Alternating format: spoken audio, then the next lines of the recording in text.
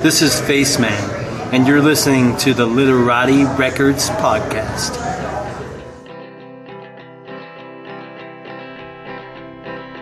On the darkest day, I thought I'd sit there, I thought I'd write a play about a two-faced lowlife who didn't get his way.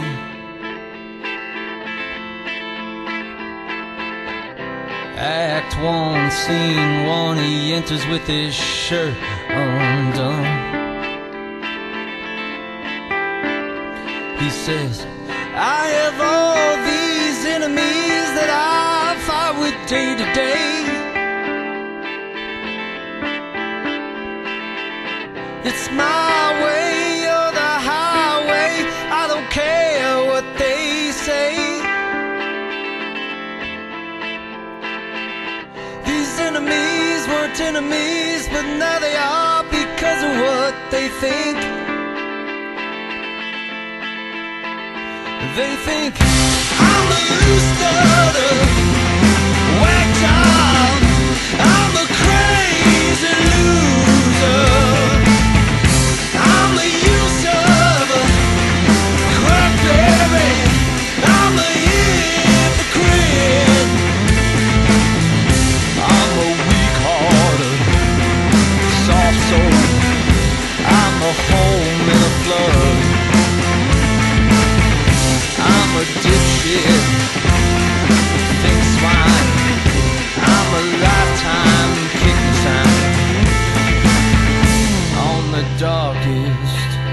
On the darkest day, I thought I'd sit there, I thought I'd write a play about a two-faced lowlife who didn't get his way.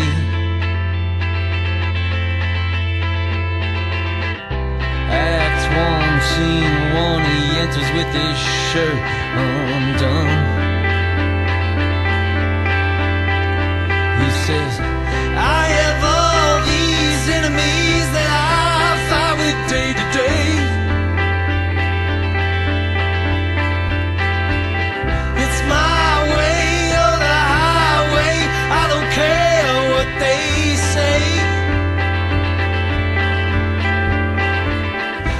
Enemies weren't enemies, but now they are because of what they think.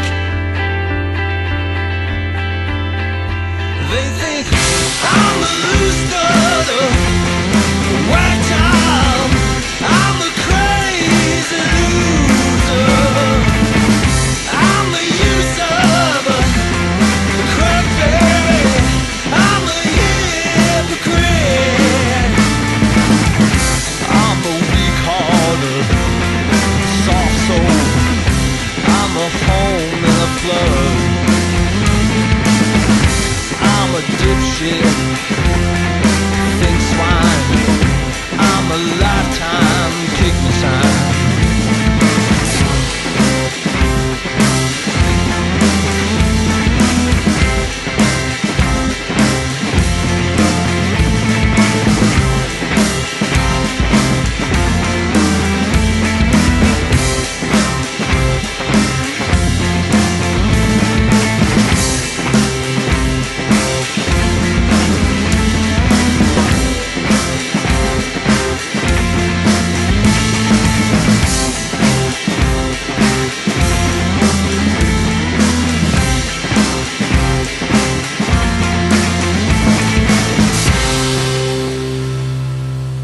Welcome to episode 71 of the Literati Records podcast. I'm your host Marcus, and I want to thank you for tuning in, turning on, and supporting independent music. My guest on the show today is Steve from Faceman, who will be supporting the outfit for their EP release show this Saturday at Larimer Lounge.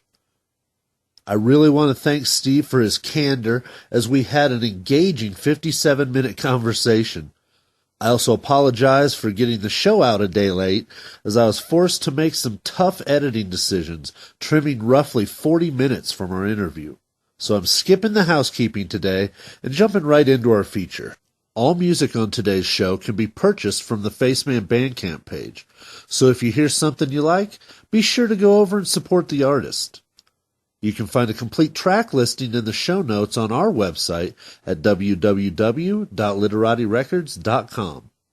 Now, I hope you enjoy some time getting to know Faceman.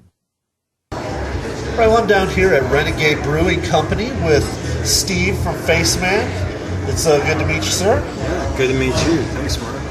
Well, for those who might not be familiar with the band, go ahead and give us the names and instruments of the other members in the group. Okay, yeah, so my name's Steve, and I play guitar and sing. It's a trio, so the other two members are David Thomas Bailey, who plays the 7-string guitar, which is obviously playing bass and guitar at the same time, and then Dean Hirschfield's the drummer. Well, is there a story or special significance behind the moniker Faceman?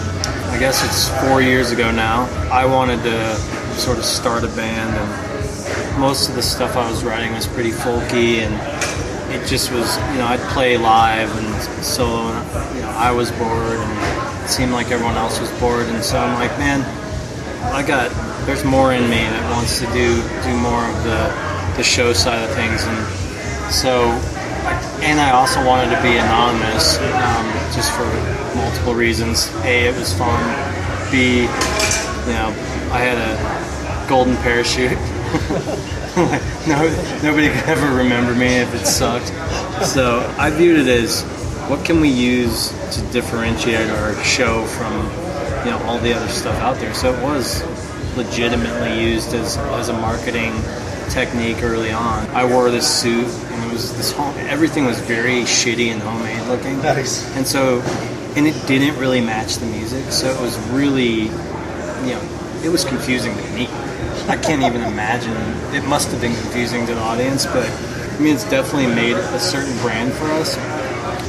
If you go back and review what it looked like, you wouldn't even believe me, because it wasn't necessarily really a good brand. It kind of relates to something my dad would always tell me. I'm real close with my dad, and he would always just kind of tell me, he'd be like, man, you got a rubber face. You can make faces like I've never done. Because we used to try to make faces at each other and stuff. And my dad would always laugh his ass off at me because he thought I had this rubber face, Well, you currently have 3 full-length album releases: 2011's Faceman, 2012's Feeding Time, and 2013's Talk Talk Talk. I'd like to examine the music on each one, individually, if we could. Yeah.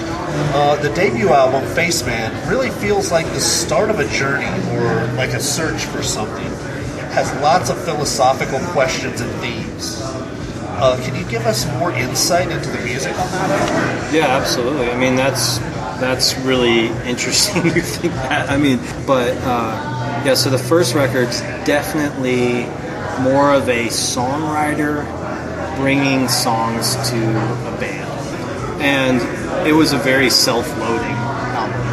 I think some lyrics where you just sound like you're beating yourself up. Oh yeah, and I am. I'm as self-loathing as the next guy, but I don't want to be, and I think that's a side to that album that it was really important for me to do that, but I also kind of regret doing it in a way, not like beating myself up for doing it.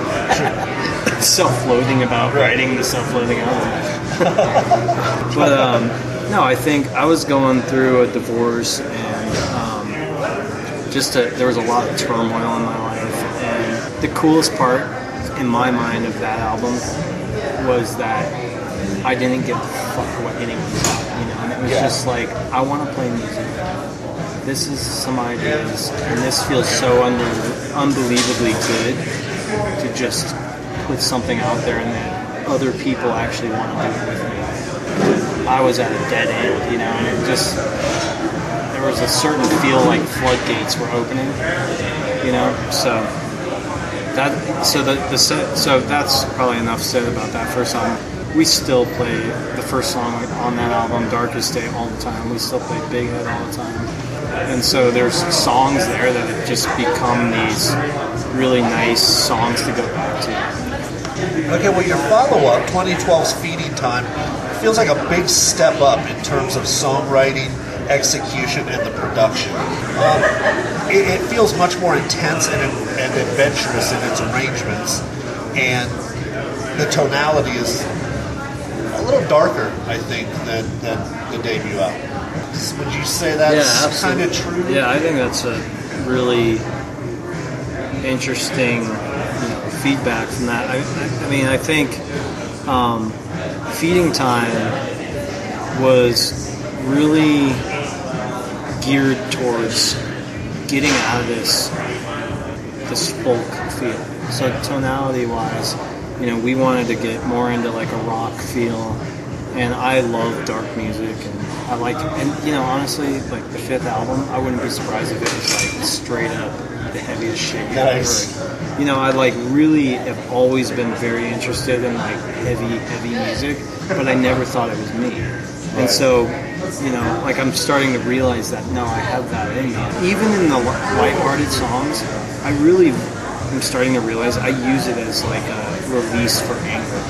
And it's some people don't, Like Stevie Wonder, he can't say that guy's pissed off. Right. Maybe he is, but he's fooling me, Because I'm a very lighthearted, happy guy outside of that, And so that's your release. It's it's the balance in my life, and that's so important to me. So Feeding Time's like we're trying, like you said, man. It's really uncanny. You said it. It's sort of like this. You've been through this journey, and now it's ready to like take something back. The common theme with Faceman and a lot of our live shows is setting a goal that has an 80% failure rate. I mean, if you tell me that, hey, there's an 80% chance this is going to suck, I'm in. I don't want to do anything that's not hard, And so one of the hardest things of that album was we ended up bringing in Rebirth Brass Band and Dirty Dozen Brass Band, two just legendary brass bands from New Orleans that I'd grown to love, and the very fact that we could actually line them up, get them in the studio, produce a track was so unattainable. At the time, I was so giddy that even just from a personal, I'm gonna sit around when I'm 6 years old and be like, I fucking recorded with Dirty Dozen Brass Band and Rebirth, and that doesn't mean a lot, supposedly, to a lot of people, seemingly, but it meant a lot to me and the rest of the guys. Well, 2013's Talk definitely feels and sounds more optimistic than Feeding Time. Like the journey's over and the hard-won knowledge has been accepted and the rebuilding has begun. Once again, the musical arrangements are more adventurous, but the tone is more inviting. There's a lot of encouragement and opportunity for others to sing along with this album. Would you agree? I don't think it's more optimistic. I think maybe it just feels more optimistic. I think it's more upbeat musically. Yep. I don't think the lyrics are more optimistic. And so as the songwriter, like I'm thinking probably more about the lyrics than other people are thinking likely. But that's a good. I like that. That's your feel, or that's your take from it, because that's what we're trying to do. I mean, we don't want. A side of this project is the performance side, and we want people to feel good and want to party, and and so it's this real delicate balance of writing a song that's true to what we're trying to do and say the message we're trying to say, and then not make people feel like they want to go home and kill themselves. Right. And so, I think one of the breakthrough things, at least for me personally, was not really overdoing it lyrically. I don't tend to write very wordy, I'll repeat lyrics all the time, and Talk, the song is a perfect example. It's just sort of, it's about not being able to sleep and just kind of not being able to think, and I thought that for me was a really exciting time to write a song where you could actually communicate that. It's interesting you say that, because there's definitely a theme through a few songs on Feeding Time and Talk, with themes of like dreams and sleep and not being able to sleep. Drinking Time comes to mind. Exactly. Feeding Time. You know, I've had a hard time sleeping just in general, and I think it's because my mind's always racing. You know, I think about Faceman way too much, and I'm always trying to think of like, you know, a show we could do or a new song. I'm always thinking about, oh, maybe I could do the chorus this way, or that song sucks. Like, how am I ever going to write another song in my life? But I'm being creative. Your arrangements, the structures and arrangements on Talk, and on Feeding Time, they're just really cool. They're really interesting arrangements. You know, obviously, it seems like, I was going to ask you, do you spend a whole lot of time just working on those, or do they come pretty easy? Yeah, you know, and that's very kind thing to say. And this is probably a good time to tell you what our goal is. Like, the only thing we care about, well, at least I care about, and I basically live task Dave and Dean on this. You probably listen to this and be like, this guy's fucking crazy. But really the only thing I've set as a goal is I want to do 10 albums in 10 years. And we're 3 for 3.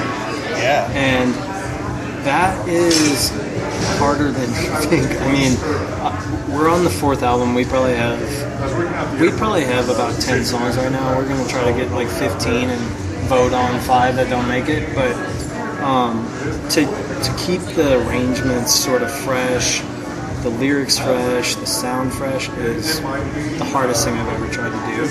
And these guys, the 2 guys I'm playing with, is the first time I've ever been in something where these guys are so bought in, trying to write music like it's crazy. I mean, after this 4th album, we'll have 40 published songs. That's a ridiculous amount of songs. And if we have 10 albums, that's 100 songs. Maybe, you know, and all we try to do is write music that doesn't suck on a daily basis and not be a prick about it. You know, it's like, and don't be arrogant about it, because it's not better than anything else out there, you know, but it's what we are. And it's an approach that I feel like that it's good. It's why we're still around. And to get that buy-in, though, from other people, that's probably the toughest thing. Oh, I mean, man. Once you have that brings down a whole lot of barriers. You know, I've seen so many bands break up just because, you know, everybody thinks they're all on the same page, but when you really get down and press people, they each all have their own agenda. You know, they're not actually, you know, heading the same way. So getting past that hurdle is, I mean, that's huge. Yeah, it's. Okay, well, I was reading a little bit about some shows that you put on, Faceman's Waltz and Faceman's Ring Circus. Can you fill us in a little bit more on? So this goes to a point I made earlier that if a show doesn't have an 80% failure rate, I'm out. And so is Dave, so is Dean. For the 2 months before the experience, we are giddy as hell to even try it. You know, it's like something that, it's like building a bike jump. You know, it's just like, holy shit, like, let's just finish this project. Or it's like building anything, you know, and so we view these shows as we're going to build something that, like, is going to be hilarious and awesome and just, it's our imagination running wild. And there's no parameters, you know. And so Faceman's Waltz was the first thing that we did, and that was, let's do a show that's very, very subtly modeled after the last one. We're all these local guys playing the Bluebird, so we're all giddy as hell. And the coolest part about it was that the week before it, we built all these different, like, super groups, essentially, and we're all playing each other's music. Each band would bring one song to the table, and then that super group would play, like, 5 songs with their 5 bands represented. And it made people, like, fucking listening to other bands. It was this really tricky thing that I didn't realize we were even doing for ourselves. Like, everyone knows our music now because we're doing the player music. And it wasn't the intent that they know the music, but that's a really cool thing. Like, because half pain of being a musician is feeling like nobody will ever listen to it. And everyone in that show has that same pain. And by showcasing a tune they've written and getting their peers and friends to learn like the bass line, learn the like form of the tune, that was what was so powerful. You know, and it was sort of this experience where nobody gave a fuck who was there. We were like just playing for each other, and that's like a rare thing to have, at least for me. Well, that was totally on display at the UMS too. I mean, I was kind of off on the side, up a little raised there, Three Kings. Yeah. So I could kind of see, you know, the whole crowd there, like right in front, and there were so many local musicians and stuff right in front, huge smiles, singing along with all the songs, and it really hit me how rare that sight is. I go to a lot of shows and I just don't see that kind of the community sort of impact on other musicians by the act. But that's been the beauty of that Waltz, is it's really like it's a peace offering to the other bands because we know their songs too.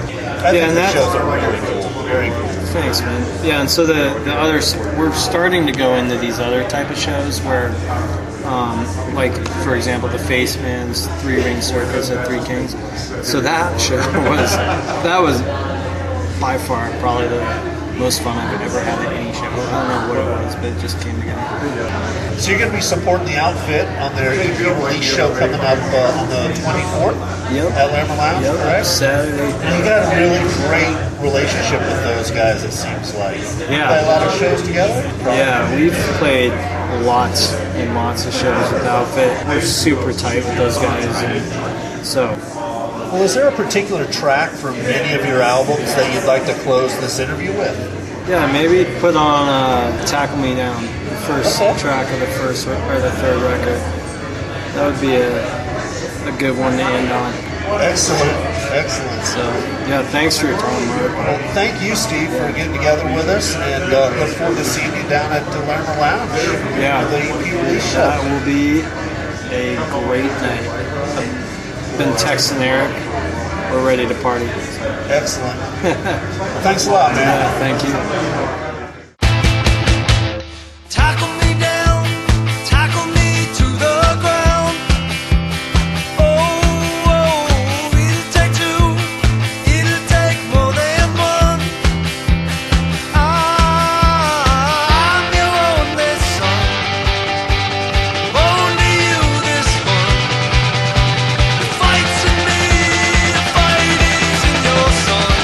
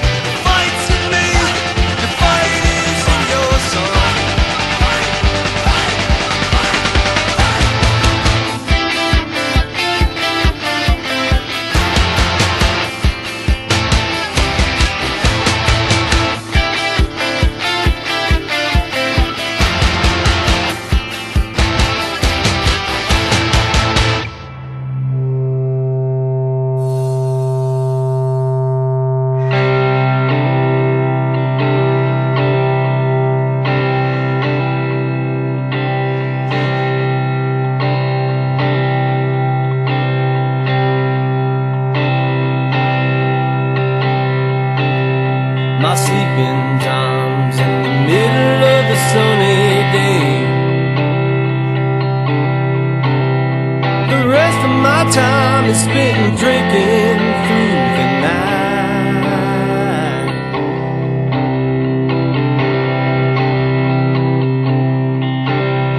My drinking time's in the middle of a shiny night. And here I am, drinking in my drinking time. Them dogs didn't wake me up. No, them dogs didn't wake me up. Them kids didn't wake me up. No, them kids didn't wake me up. But the nightmares of my dead dad and my dead mom keep me from lying in bed. And the nightmares of my dead friends and my dead dogs keep me from lying in bed.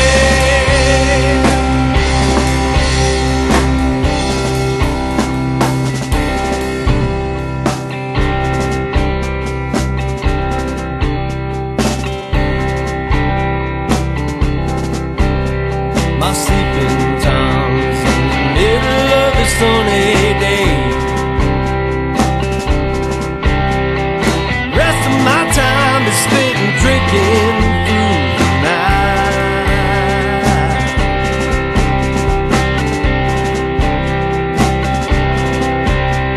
My drinking time's in the middle of a shiny night. And here I am, drinking in my drinking time. Them dogs didn't wake me up. No, them dogs didn't wake me up. Them kids didn't wake me up. No, them kids didn't wake me up. But the nightmares of my dead dad and my dead mom keep me from lying in bed. And the nightmares of my dead friends and my dead dogs keep me from lying in bed.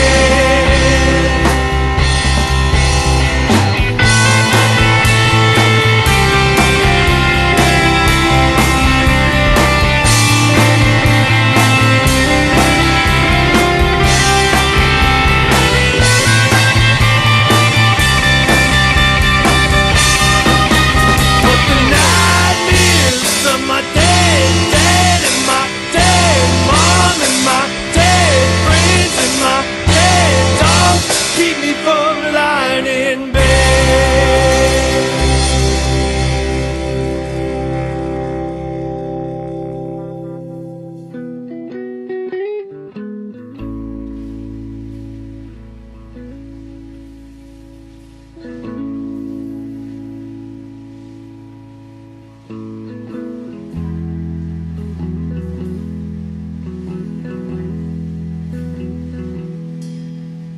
The world's pretty simple when you sleep, when you sleep, when you sleep. That's why I'm laying down.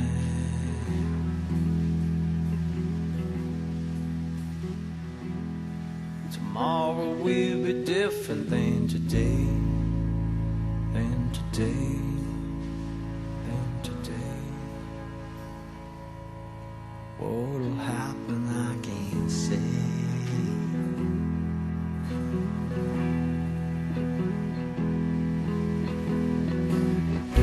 Go be that man that you are in your sleep.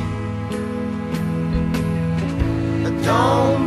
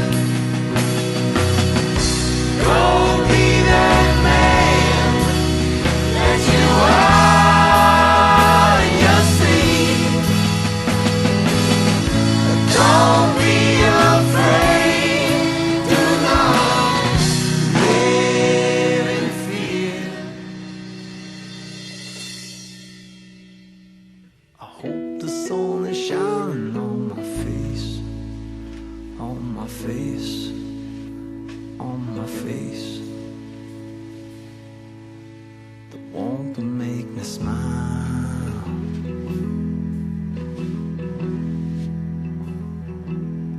But if I'm really sleeping, let me be. Let me be. Let me be. That's why I'm laying down.